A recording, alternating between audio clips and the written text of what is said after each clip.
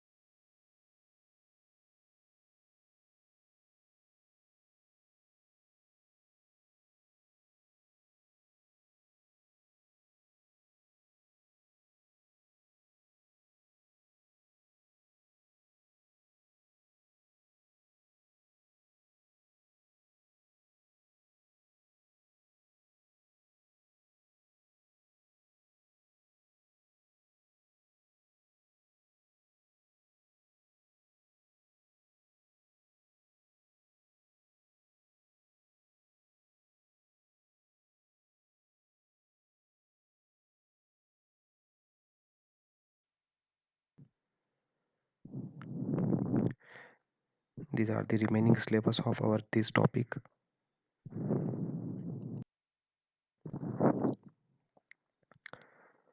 In temporary adjustment, there are mainly 7 steps. First one, setting the thread light over the station. Second, centering. Third, approximate leveling by tripod. Fourth, leveling by foot screw. Fifth, focusing of the eyepiece. Sixth, focusing of the object glass. Seventh, taking the staff reading. We will study all these points one by one. First one,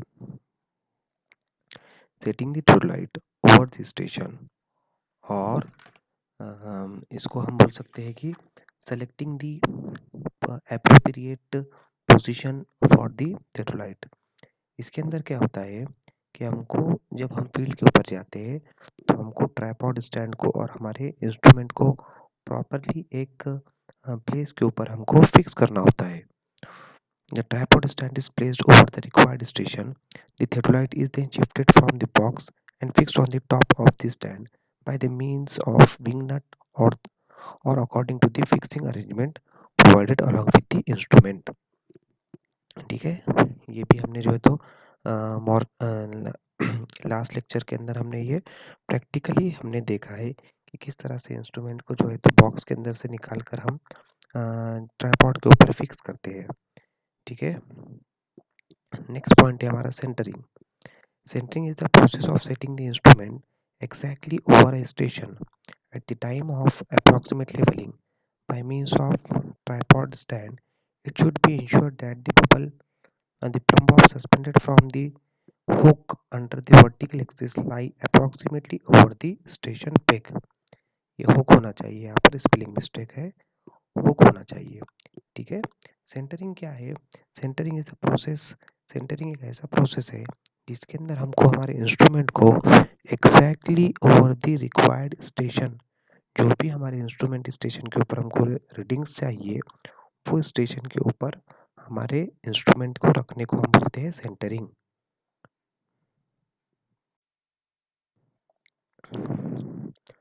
Approximate leveling by tripod leg. Foot screws are brought to the center of their run. Two legs of tripod stand are firmly fixed into the ground. Then the third leg is moved to the left or right or in or out until the bubble is approximately at the center of its run. हमने देखा है कि दो type की levelling होती है, एक approximate levelling और दूसरी परफेक्ट लेवलिंग. तो ये हम देख रहे हैं अप्रॉक्सीमेट लेवलिंग. इसके अंदर हमको फर्स्ट ऑफ ऑल जो हमारे फोर स्क्रू है, जो 3 फोर स्क्रू है हमारे, फर्स्ट ऑफ ऑल हमको उसको जो है तो एक उसके सेंटर में, सेंटर ऑफ उस रन में लेकर आना है. ऐसा हो सकता है कि बहुत से टाइम ऐसा हो सकता है कि हमारे फोर स्क्रू एक तो पूरे टाइट किए हुए होंगे या पूरे लूज होंगे. ऐसा नहीं चाहिए हमको. हमको जो है तो उसके फोर स्क्रू जो है तो सेंटर ऑफ रन में चाहिए, मीन्स वो सेंटर में, उसके सेंटर में चाहिए. बहुत ज़्यादा टाइट या बहुत ज़्यादा लूज भी हमको हमारे फोर स्क्रू नहीं चाहिए.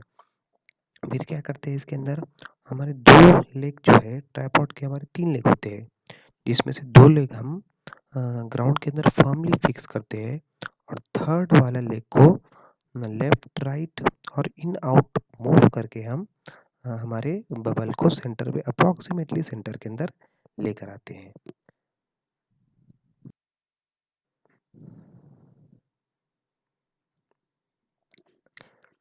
लेवलिंग बाय फुट स्क्रू, और इसको हम बोल सकते हैं परफेक्ट लेवलिंग. इसके अंदर हमने लास्ट लेक्चर में भी प्रैक्टिकली देखा है कि फर्स्ट ऑफ ऑल हमको इसके अंदर हमारे जो प्लेट बबल है, प्लेट बबल को हमारे कोई भी 2 फुट स्क्रू से या कोई भी पेयर ऑफ फुट स्क्रू से सबसे पहले उसको हमको पैरेलल करना होगा. फिर जैसे हम उसको पैरेलल करेंगे, जो जो 2 स्क्रू से हमने पैरेलल किया उनको इन इन और आउट, इनवर्ड और आउटवर्ड हमको रोटेट करके हमारे प्लेट बबल को सेंटर में लेकर आना है. फिर सेकंड स्टेप में क्या करना है हमको कि यहीं जो हमारा प्लेट बबल है, प्लेट बबल को 90 डिग्री में टर्न करना है।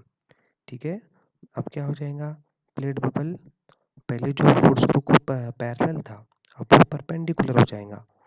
और उसको अब जो है तो थर्ड वाले स्क्रू को हमको रोटेट करके प्लेट बबल को सेंटर ऑफ रन में लेकर आना है। नेक्स्ट स्लाइड के अंदर इमेजेस के अंदर आपको समझ में आ जाएगा।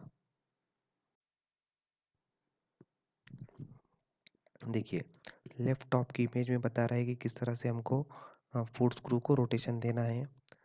टॉप में राइट साइड की इमेज के अंदर हमको बबल दिखाई दे रहा है, इसको बोलते हैं प्लेट बबल। प्लेट बबल के अंदर जो है तो एक बबल होता है, स्पिरिट लेवल होता है और उसके अंदर बबल होता है। हाँ, बॉटम लेफ्ट के अंदर किस तरह से पोजीशन होना चाहिए बता रहा है। 3 स्क्रू सिस्टम और 4 स्क्रू सिस्टम बता रहा है। हमको 3 स्क्रू सिस्टम के ऊपर फोकस करना है। देखिए, फर्स्ट ऑफ ऑल हमको यहाँ पर ए एंड बी आपको नज़र आ रहा होगा। ए और बी, ये 2 फुट स्क्रू को पैरेलल हमने हमारा प्लेट बबल किया और उसको इनवर्ड और आउटवर्ड रोटेट करके हमने जो है तो उसका सेंटर ऑफ रन में बबल को लेकर आए। फिर सेकंड स्टेप में हमको क्या करना है कि हमारे प्लेट बबल को वहीं 2 फुट स्क्रू से ए और बी से हमको परपेंडिकुलर करना है। और इस टाइम हमको थर्ड स्क्रू रोटेट करना है। थर्ड वाला स्क्रू जो है वो रोटेट करके हमारे प्लेट बबल को सेंटर के अंदर लेकर आना है। ठीक है, बॉटम राइट में भी जो इमेज है वही एक्सप्लेन कर रही है। ये जो 3 स्क्रू सिस्टम में जो हमने एक्सप्लेन किया, सेम जो है तो ये इमेज भी आपको एक्सप्लेन कर रही है। आप ये दोनों में से कोई भी एक इमेज एग्जाम के अंदर ड्रॉ कर सकते हो, परफेक्ट लेवलिंग का एग्जाम में पूछता है तो। नेक्स्ट स्टेप है फोकसिंग द आईपीस। आईपीस को फोकस करना। आईपीस के अंदर जनरली आईपीस को फोकस करते टाइम मैंने आपको लास्ट टाइम भी बताया हूँ कि आईपीस फोकस कर रहे हैं मीन्स हम जो है तो हमारे डायफ्राम को क्लियर कर रहे हैं। डायफ्राम एक जो है तो प्लस की साइन का जो सिंबल हमको टेलीस्कोप के अंदर दिखने वाला है, उसको बोलते हैं हम डायफ्राम। उसको कैसे करते हैं? A piece of white paper is held in front of object glass and the eyepiece is moved in or out by turning it clockwise or anti-clockwise until the crosshair can be seen clearly. Crosshair diaphragm के ऊपर जो Crosshair होते हैं, जैसे मैंने बताया हूँ plus sign के जो सिंबल होते हैं वो डायफ्राम के ऊपर के क्रॉसहेयर होते हैं। ठीक है, तो हमको इसके सामने एक वाइट पेपर पकड़ना है ऑब्जेक्ट ग्लास के सामने। इसका एडवांटेज ये है कि अगर हम कहीं हमारे टेलीस्कोप में देख रहे होंगे और सामने कुछ जो है तो ऑब्जेक्ट हमारे अगर हम वाइट पेपर लगाते हैं तो हमको कोई भी ऑब्जेक्ट नज़र नहीं आता है, सिर्फ हमको फोकसफुली हम जो है तो क्रॉस हेयर को देख सकते हैं। इसलिए हमको एक वाइट पेपर ऑब्जेक्ट ग्लास के सामने पकड़ना है और आईपीस को इनवर्ड और आउटवर्ड रोटेट करना है। अगर हम उसको रोटेट करेंगे तो वो डायरेक्टली इनवर्ड या आउटवर्ड रोटेट होती है। क्लॉकवाइज रोटेट करेंगे तो बाहर आती है और एंटी क्लॉकवाइज रोटेट करेंगे तो वो हमारी आईपीस का ग्लास जो है तो अंदर जाता है। ठीक है, तो इस तरह से हम आईपीस को क्लियर कर सकते हैं। नेक्स्ट है focusing the object glass. The telescope is directed towards the levelling staff looking through the eyepiece. The focusing screw is turned clockwise or anti-clockwise until the graduation of a staff is distinctly visible and the parallax is eliminated. To eliminate the parallax, the eye is moved up and down to verify whether the graduation of the staff remains fixed relative to the crosshair. Focusing the object glass, इसके अंदर हमको हमारा जो object है, object means अब तो हम levelling staff को देखने वाले हैं, टेलीस्कोप के अंदर से लेवलिंग स्टाफ को देखने वाले हैं।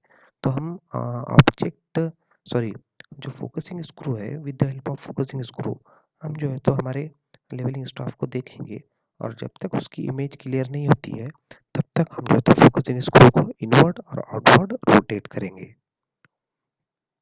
लास्ट स्टेप है हमारी taking the staff reading. Finally, the leveling of instrument is verified by turning the telescope in any direction. When the bubble, the longitudinal bubble and the cross bubble remains in the central position for any direction of the telescope, the staff reading are taken. फिर क्या कर सकते हैं हम, ये सारी step होने के बाद हमको देखना है कि हम अगर टेलीस्कोप को हर डायरेक्शन में मीन्स 360 डिग्री में भी अगर रोटेट कर रहे हैं तब भी हमारा लॉन्जिट्यूडनल बबल और क्रॉस बबल, लॉन्जिट्यूडनल बबल को ही हम प्लेट बबल भी बोलते हैं, तो ये बबल तब भी इनकी पोजीशन डिस्टर्ब नहीं हो रही है, तो इसका मतलब है कि हमारा इंस्ट्रूमेंट इस रीडिंग लेने के लिए रेडी है।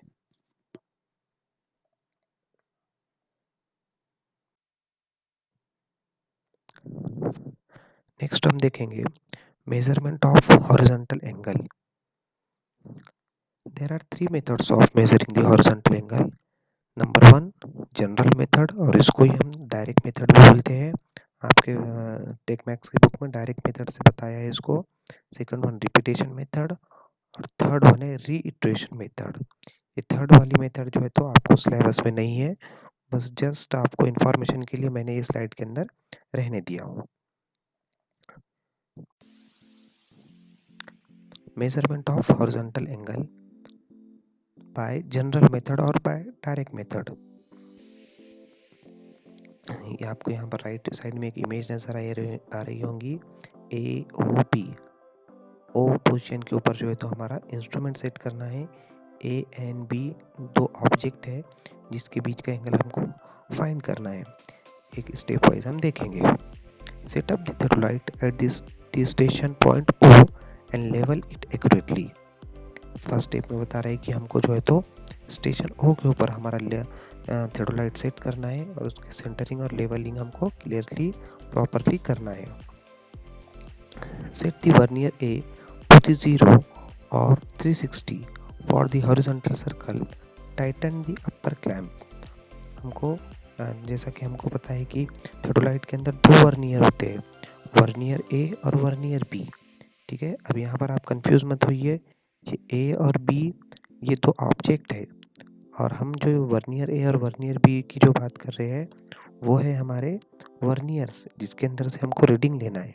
ठीक है, हमने लास्ट टाइम भी कंपोनेंट पार्ट स्टडी करते टाइम पे देखा है, वर्नियर हमारे थेरोलाइट में दो वर्नियर होते हैं ए एंड बी। अगर ए की रीडिंग 0 आती है तो बी की रीडिंग 180 डिग्री होंगी, मीन्स वर्नियर ए और वर्नियर बी के एंगल का डिफरेंस 180 डिग्री होता है।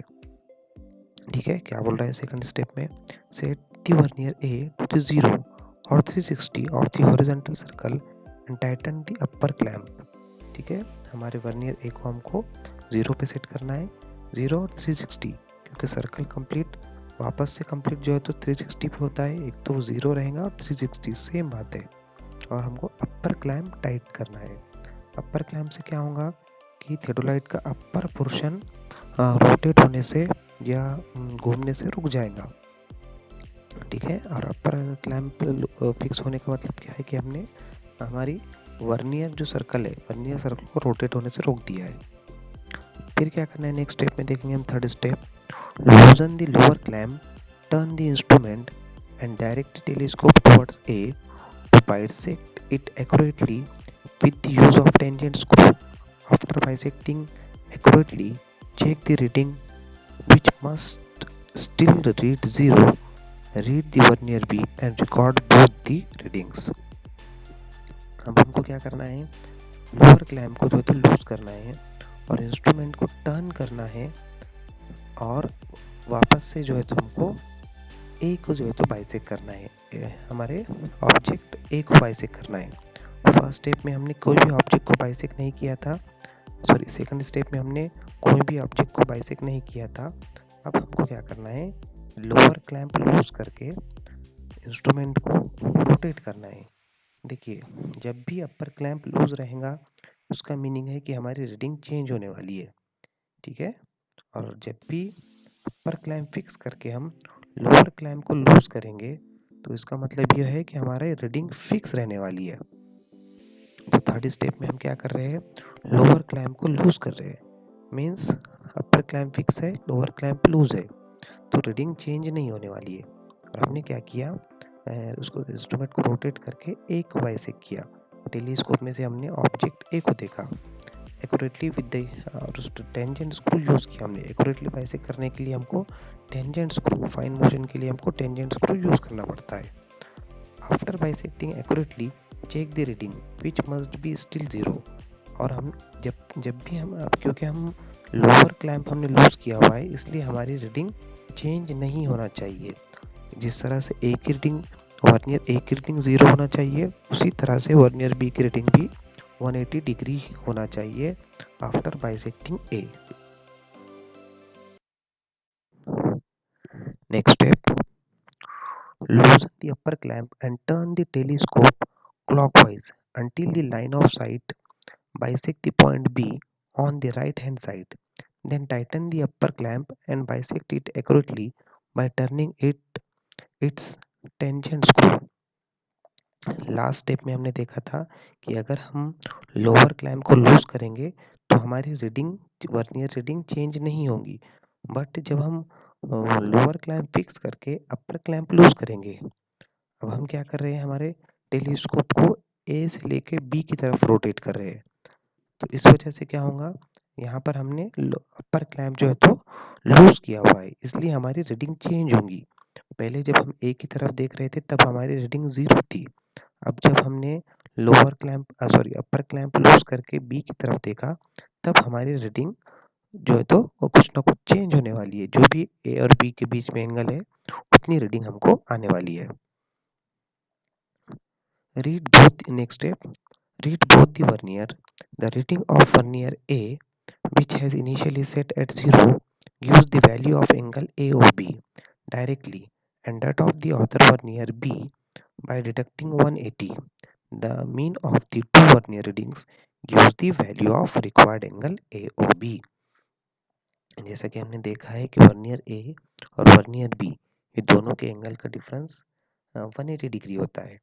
ठीक है, अगर हम जो है तो ये जब हम ए से टेलीस्कोप को हम ए से लेके बी की तरफ रोटेट करेंगे, तब हमारी रीडिंग चेंज होने वाली है। और जो भी रीडिंग हमको मिलने वाली है वो मिलने वाला है हमको angle A O B directly.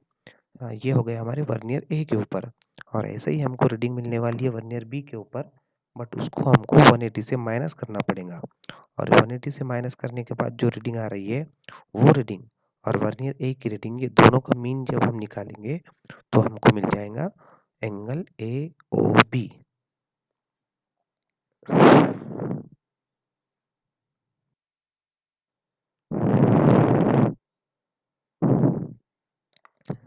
Next step, change the face of instrument and repeat the whole process.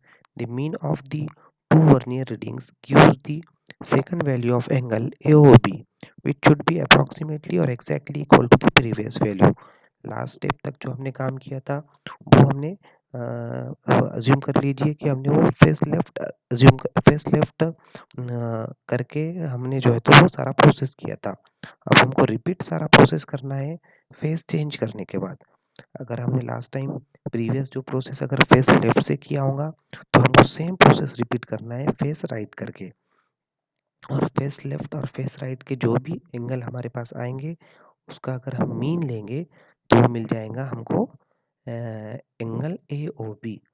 और वो यहाँ पर जो है तो 4 टाइम्स हमने जो है तो एंगल ए ओ बी लिया। 4 टाइम्स लेने का मतलब ये है कि हमने जो है तो उसको ये एंगल ये जो रीडिंग है फ्री फ्रॉम इंस्ट्रूमेंटल एरर है। 4 बार रीडिंग लेने की वजह से एरर जो है तो यहाँ पर कम हो जाता है। ठीक है, ये था हमारा जनरल मेथड और डायरेक्ट मेथड। नेक्स्ट हम देखेंगे रिपीटेशन मेथड।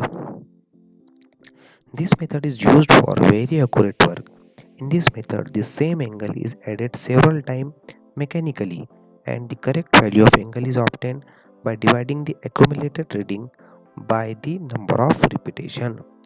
जिस तरह से हमने लास्ट मेथड देखा, हमने जनरल मेथड और डायरेक्ट मेथड। डायरेक्ट मेथड में हम एक ही बार ए से बी इंस्ट्रूमेंट ए से बी एक ही बार एंगल मेजर कर रहे हैं, फेस लेफ्ट में एक बार और फेस राइट में एक बार। बट यहाँ पर हमको जो है तो हर फेस पे सेवरल टाइम्स जनरली 3 टाइम जो है तो हम एक एक एंगल को मेजर करते हैं और वो टोटल एंगल को जो है तो हम वापस से 3 से डिवाइड करके एग्जैक्ट जो है तो हम रीडिंग निकालते हैं। तो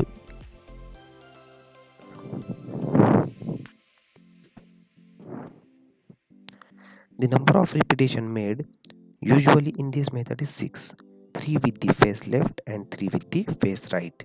ठीक है, जैसा हमने डिस्कस किया अभी कि हम अगर जो भी रीडिंग ले रहे हैं हमको 3 बार सेम एंगल की रीडिंग लेना है फेस लेफ्ट के ऊपर और 3 बार वापस से रीडिंग लेना है हमको फेस राइट के ऊपर। टोटल 6 टाइम हमको जो है तो रीडिंग लेना है।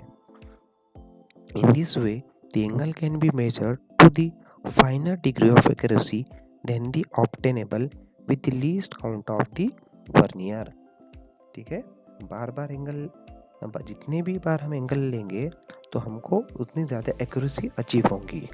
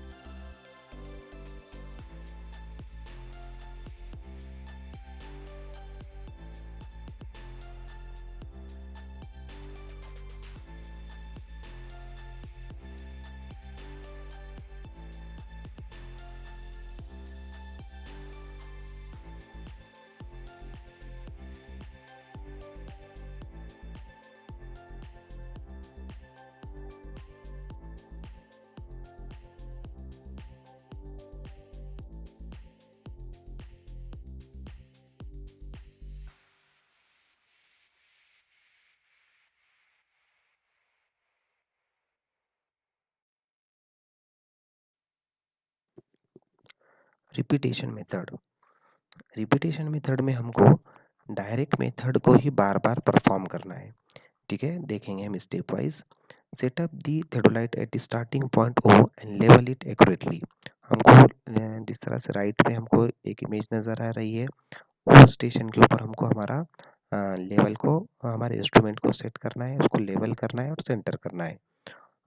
सेकंड स्टेप है measure the horizontal angle A O B with direct method. इस तरह से हम डायरेक्ट मेथड में हम angle A O B measure करते हैं, उसी तरह से हमको जो है तो angle A O B measure करना है। अब एक बार हमको for example angle A O B की रीडिंग हमको मिल गई 30 डिग्री। फिर क्या करना है नेक्स्ट स्टेप में, loosen the lower clamp and turn the telescope clockwise until the object A is sighted again।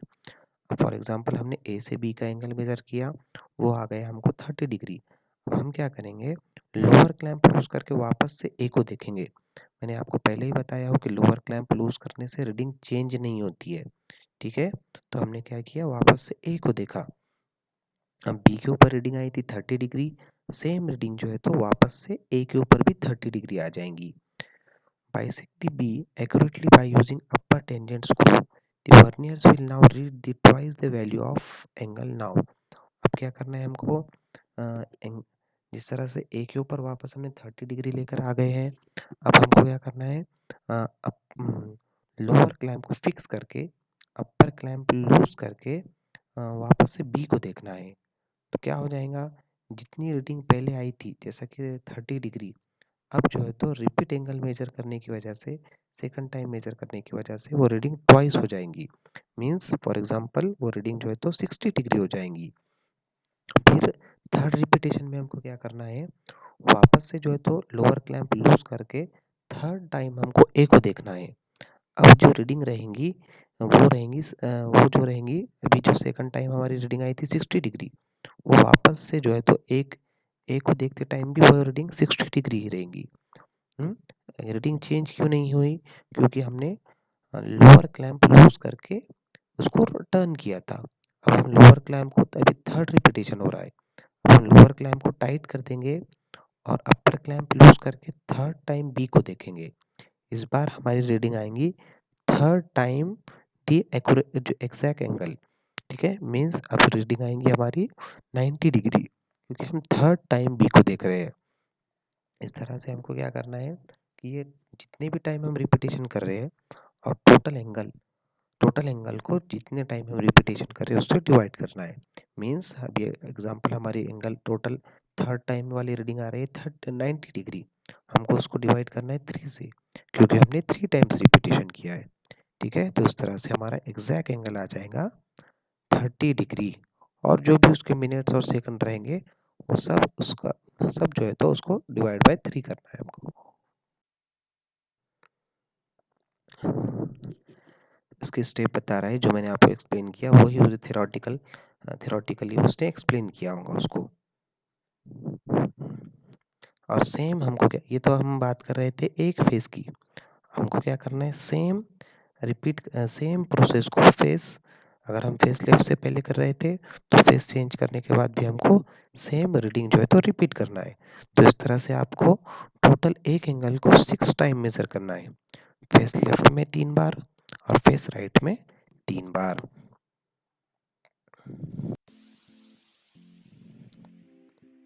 ये रिट्रेशन मेथड है, ये आपके सिलेबस में नहीं है, बट जस्ट आपके नॉलेज के लिए मैंने यहाँ पर रखा हूँ।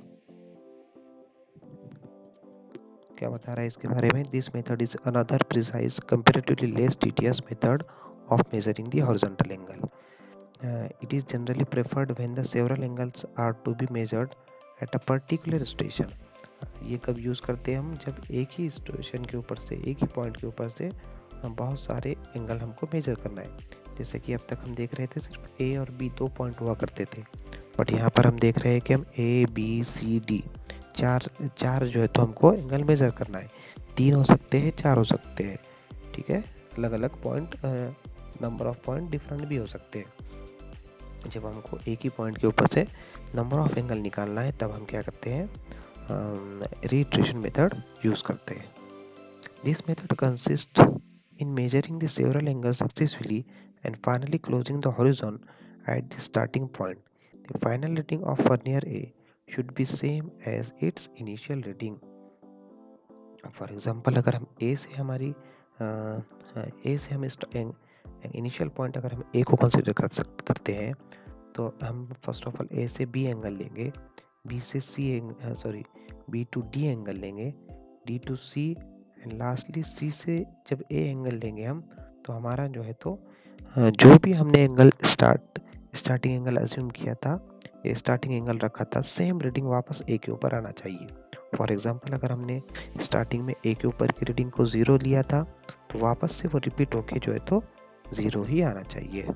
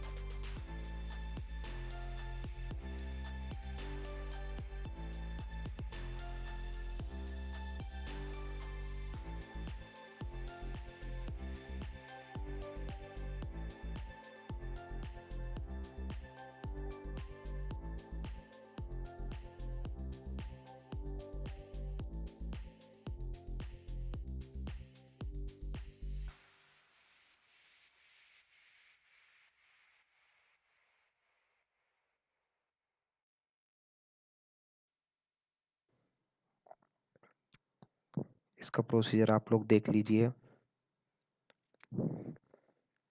अब हमारे सिलेबस में नहीं है, इसलिए इसको ज़्यादा टाइम देने की ज़रूरत नहीं है। जस्ट आप लोग अपना नॉलेज बढ़ाने के लिए इसको देख सकते हैं।